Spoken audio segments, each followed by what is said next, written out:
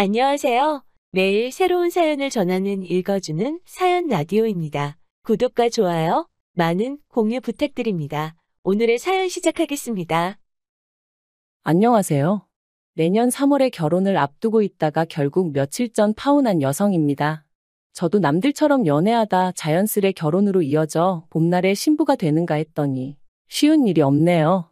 그래도 공부나 사업은 제가 노력하는 만큼 어느 정도는 결과가 나와줬는데 결혼은 저 혼자 열심히 한다고 되는 일이 아니라 그런 거겠죠.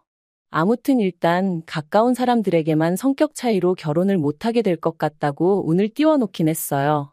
그래도 분명히 뒤에서 이런저런 이야기가 나오겠지만요. 남자친구와 파혼하게 된 이야기를 시작하기 전 먼저 저에 대해서 이야기를 좀 해보자면 일단 저는 대학 자체는 그저 그런 곳을 나왔어요. 그리고 그렇다 보니 대기업에 들어가는 건 꿈도 꿀 수 없었죠. 그래서 그럼 다니기라도 쉽게 집 근처로 알아보자 생각했다가 직원 수 10명도 되지 않는 말 그대로 가족이 똘똘 뭉쳐 운영해 나가는 회사에 들어갔습니다. 그리고 회사 생활을 시작한 지 6개월 만에 왜 사람들이 그렇게 진저리를 치는지 아주 뼈저리게 알겠더라고요. 제가 회사를 다니는 건지 사장 아들 뒤치다꺼리를 하고 있는 건지 도통 알 수가 없었으니까요. 그런데 그러나 중에 친하게 지내던 언니가 자기가 일하는 샵에서 직원을 구하는데 한번 해보겠냐대요.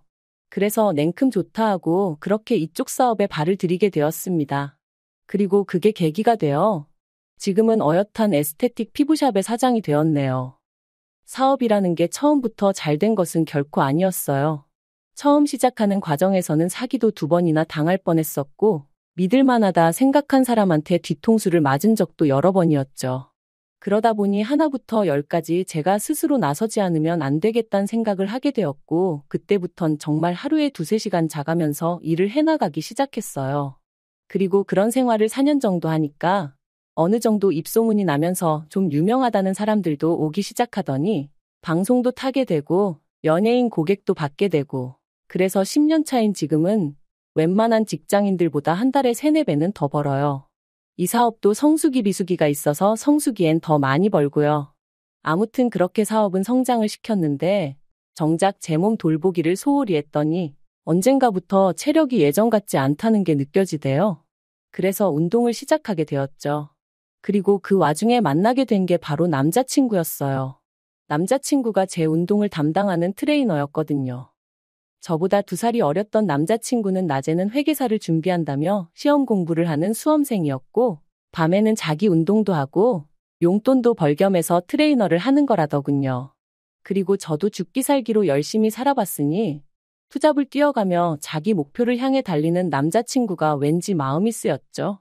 하지만 그때만 하더라도 누나의 마음이라고 해야 할지 아무리 공부가 중요해도 밥은 챙겨 먹어라, 감기 조심해라 그 정도로 챙겨줬을 뿐입니다. 그런데 제 그런 행동이 남자친구에게는 제가 뭔가 여지를 줬다고 느낀 건지 남자친구가 언젠가부터 무척 적극적으로 다가오더라고요. 그리고 저도 솔직히 말하면 남자친구가 저돌적으로 다가오니까 그게 싫지만은 않았네요. 그래서 연애를 시작했어요. 물론 그때만 하더라도 이 연애가 결혼 이야기가 오갈 만큼 진지해질 줄은 몰랐고요. 사귀는 동안 남자친구가 저보다 어리기도 했고 또 수험생이다 보니 왠지 당연하다는 듯 제가 데이트 비용의 대부분을 부담했는데 그 자체가 그렇게 저한테 문제가 되는 일은 아니었어요. 남자고 여자고 능력되는 사람이 좀 더 낼 수 있다는 게 제 생각이었으니까요. 그리고 금전적인 부분을 제외하곤 남자친구가 저를 힘들게 하는 게 없었습니다. 술을 좋아하는 사람도 아니었고 여자 문제로 저를 애타게 한 적도 없어요. 그래서 그것만으로도 충분하다고 연인으로서 나아가 결혼 상대로서 손색이 없다고 생각했죠. 게다가 연애하는 동안 지금 돌이켜 생각해보면 말이 안 되는 건데 남자친구가 회계사가 될 거라고 철석같이 믿었으니 한마디로 능력도 있는 남자라고 착각하고 있었답니다. 그래서 결혼 이야기가 나왔을 때도 크게 고민하지 않았네요. 신혼살림은 제가 가진 아파트에서 시작하면 된다. 혼수도 이미 어느 정도 채워져 있으니 문제없다. 그렇게 단순하게 생각한 거죠. 그런데 결혼 이야기가 오가고 남자친구 부모님과 왕래를 시작하면서부터 조금씩 뭔가 삐그덕거리는 게 느껴졌습니다. 일단 양가 어른들에게 인사를 드리러 다니는 문제에 있어서부터 어머님과 부딪히게 되었거든요. 일단 저는 양가 부모님께는 당연하고 좀 더 나아가서는 조부모님한테까지는 인사를 드리러 가는 게 맞다고 생각했어요. 친척분들에게도 인사를 드리면 좋겠지만 그건 다들 모이실 일이 있다면 가능한 거고, 그렇다고 저희가 인사를 드려야 하니 모이시라 하는 건 또 경우가 아니라고 생각했죠. 그런데 어머님은 저와는 생각이 많이 다르셨습니다. 일단 부모님, 조부모님은 당연한 거고, 시댁친가 외가 어른들도 전부 다 따로따로 한 집씩 찾아뵙는 게 예의라고 하시는 거예요. 그런데 저는 제 사업을 하는 사람이다 보니 그렇게 무턱대고 시간을 쓸 수 없는 상황이었거든요. 거기다 결혼 준비라는 게 앉아서 되는 게 아니라 저도 저 나름대로 알아봐야 할 것들이 많았고요. 하지만 어머님은 제 그런 사정은 전혀 고려해주지 않으셨습니다. 오히려 제가 그렇게까지 시간을 내기는 어렵다고 하니 단박에 그건 어른들이 알 바가 아니라시며 처음부터 그렇게 제 입맛대로 하려고 들면 되냐 하셨으니까요. 솔직히 당황스럽기도 하고 황당하기도 하고. 하지만 그때만 하더라도 기왕이면 어머님께도 잘 보이고 싶었고 잘 지내고 싶었기에 무작정 죄송하다 했네요. 그러다 둘째 시이모님을 만나 뵙기로 했던 날이었어요. 점심 먹고 커피 마시고 하면 5시쯤에는 헤어지겠구나 싶어서 저녁에는 제 삼촌에게 남자친구를 소개시킬 생각이었죠. 남자친구에게도 이 일정을 미리 알려주면서 자리가 길어지지 않도록 중간에서 적당히 끊어달라고 했고요. 여담이지만 제가 이런 부탁을 미리 했던 건 일전에 큰이모님을 만났을 때도 점심 먹고 커피 마시고 헤어지기로 했었는데 큰이모님이 갑자기 어디 백화점을 좀 가봐야 한다며 같이 가자고 저희를 이끄셨고 그렇게 이리저리 끌려다니는 바람에 제 저녁 일정이 다 어그러졌었기 때문입니다. 남자친구가 어머님한테 저희가 가봐야 한다고 말을 하긴 했는데 어머님이 큰이모님이 저희 때문에 서울까지 올라오셨는데 그게 무슨 소리냐며 크게 화를 내셨었거든요. 그래서 이번엔 남자친구에게 미리 분위기 파악하고 적당히 정리 좀 해달라고 부탁을 한 거였죠. 그리고 아니나 다를까 약속 당일 둘째 이모님은 난데없이 제가 운영하는 샵에 가보고 싶다.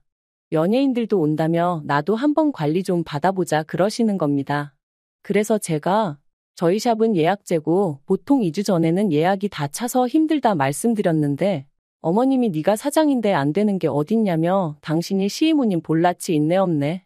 게다가 시간은 자꾸만 길어지니 제 마음이 너무 초조하더라고요. 그래서 남자친구를 쳐다봤는데 어이없게도 남자친구가 저더러 저녁 약속을 좀 늦추면 안 되냐고 묻더라니까요. 어찌나 황당하고 기도 안 차던지 결국 참다 못한 제가 저랑 남자친구는 저희 삼촌이랑 선약이 있어 이제 가봐야 한다. 샵에 오고 싶으시면 미리 전화 주시고 예약해달라 말씀드렸습니다. 그랬더니 어머님이 저더러 어떻게 약속을 이중으로 잡을 수가 있냐면서 소리를 지르시는 거예요. 그 사람 많은 카페에서 말이죠. 순간이었지만 어찌나 쪽팔리던지. 그리고 한편으론 도대체 나를 뭘로 보시고 소리를 지르시나 싶은 게 언짢기도 했어요. 그래서 어머님께 남자친구야 수험생이니 자기 마음대로 시간 조절을 할 수 있어서 상관없는지 모르겠지만 저는 엄연히 사업하는 사람이고 시간이 금인 사람이다 그러니 이해 좀 해달라 했습니다. 그리고 양가에 다 인사를 드리려면 약속은 2중이 아니라 가능하면 3중으로 잡아야 할지도 모른다고 그 또한 이해해달라고 부탁을 드렸죠. 그랬더니 어머님이 아니 니네 가족들도 다 본다고 그러시는 거예요. 그래서 제가 그게 왜요? 하고 반문하니 결혼하고도 그렇게 친정 식구들 다 만나고 그러고 지내려고 하고 또 물으시는 거예요. 이건 무슨 질문이 이 모양인가 싶은 게. 그래서 가족이잖아요. 하고 대꾸했습니다. 그러자 어머님이 여자가 결혼하고 나서 친정기웃거리는 것만큼 꼴보기 싫은 게 없는 법이라면서 집에 가서 저희 어머니랑 얘기를 좀 해보라며 혀를 차셨어요. 도대체 뭐가 문제인 건지 도무지 이해가 안 되더라고요. 그리고 이 일로 저와 남자친구는 다툼 아닌 다툼을 하게 되었습니다. 남자친구는 자기 어머니가 옛날 분이라 그러신 거라며 저한테 너무 의미부여를 하지 말라 했지만 아무리 옛날 분이라고 해도 그렇지 보고 듣는 것도 없으신가 싶기도 하고 결혼 전부터 저한테 일이 막 하시는 걸 보니 결혼 후에는 얼마나 심하실지 생각만 해도 죽겠더라고요.